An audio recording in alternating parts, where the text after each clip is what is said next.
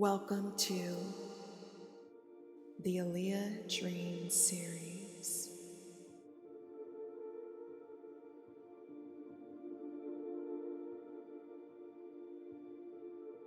So let's discuss your dream. Share with us what your dream regarding Aaliyah was about.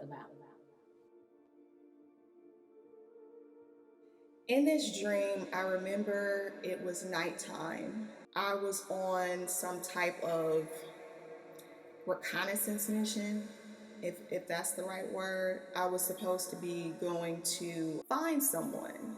What I recall is police officers, like back in the 50s Jim Crow era, like if you were out after dark, you were getting arrested. Oh, wow. That was the feeling in this dream. And police officers, they were patrolling the area and looking to, so like where I was, I had to kind of be hidden. And I remember being with one of the guys from 112. I just remember his face. I did not know his name until after I woke up and went and looked him up. It ended up being the singer Q Parker, which I thought was interesting because, again, I haven't seen anybody in like 20 years, and I was a kid back when their music was like out there. So anyway, I remember being someplace in the darkness, and I pulled out what ended up being Aaliyah. But what was so troubling was that, number one, she was alive, and number two, she was not the age that we remembered her when she died. She wasn't 21 or however old she was. She was a 40-something-year-old woman. I would venture to say whatever age she would be today if she was still living. Okay. The third thing was the way that she looked. I remember thinking, and I don't know if I said, I was like, oh my God, Aaliyah?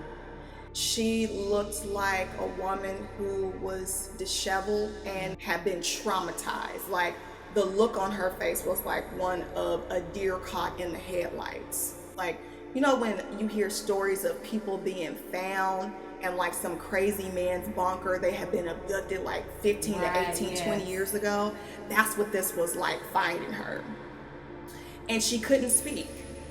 It was like she just couldn't speak. And I think that was also one of the things in the dream, like it was outlawed for you to speak. If they found you out and then they heard you talking, you were going to jail or you were going someplace worse. And so I remember a police officer approached the both of us, and he was basically grilling me like, what are y'all doing out here? And I was trying to convince him that I wasn't doing anything wrong. And the other thing was, we all knew her to be this singer. She had this voice, and that had been taken from her.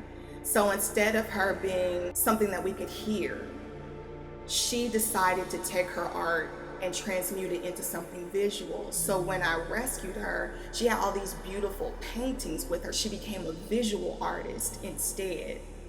And so Q Parker from the group 112, he ended up taking her off with him to a place of safety. And I just remember seeing the two of them walk off into the distance. And I woke up and I was like, what was that? And I just had a million questions. There were definitely some things specific to me.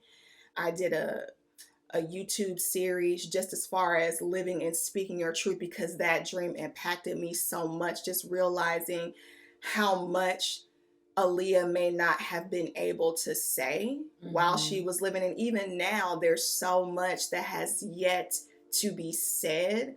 The other thing that I want to mention in this dream is the way Aaliyah looked. It was like she morphed more so into her mother.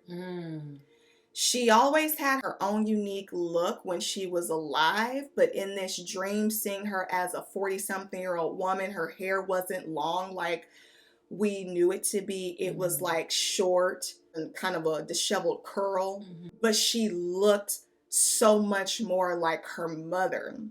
And I think that there might be some revelation to that. It was almost like seeing Aaliyah, but embodying parts of her mother that needed to come to light as well. So, yeah, I feel like there's a message about Aaliyah. There's a message, maybe one specifically for her mom, maybe one for Q Parker as well. And I don't really know, obviously, the ins and outs of, if these people knew each other at the time of having this dream. I did not know. I ended up going back and researching who it was I saw from 112. I just knew his face. Like I said, I found out it was Q Parker, and I did a little bit of research and found out that he actually was one of the writers for Aaliyah. I don't know what song, but that is listed in a short bio on some website that I found. I also saw some of the stuff that he did solo wise outside of that group and what he stood for, at least what his music stood for. One of the albums he did was a conversation piece about how men should treat women. Wow. And so I feel like that was even symbolic for that to be the archetype that rescued Aaliyah out of this darkness. I would say Aaliyah, but also her mother, since her mother came through so vividly in her. Just being in the company of people like that, if it's in the industry, if it's not, being around presences and individuals who are safe. Okay. So let's recap. So you found Aaliyah in this time period where everything seemed to be very policed, controlled. There was a curfew, even felt like you were not supposed to speak or use your voice in some sort of way. So you found her along with, you found Q Parker first, and then you found her, and she had become, because you could not use your words, she had become this beautiful visual artist in some sort of way. Her and Q Parker went away, basically rescued her. And after that, that was the last thing that you remember from the dream. Yeah. And so when I woke up from that, I just had so many racing thoughts going through my mind. I mean, the first thing that came to my mind was like, some Tupac type stuff. Like, is she still alive? Like, and I took it very literally because I'm like, what is that about?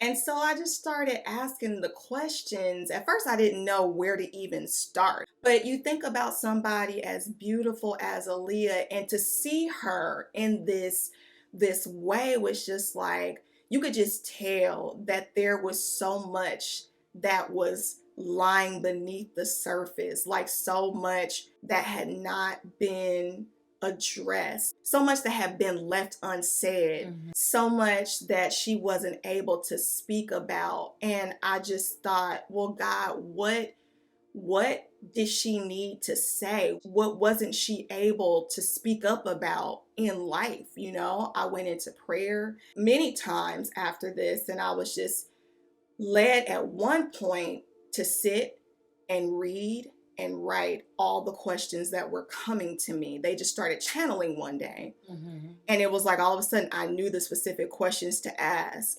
And as I started asking those questions, answers started to be revealed.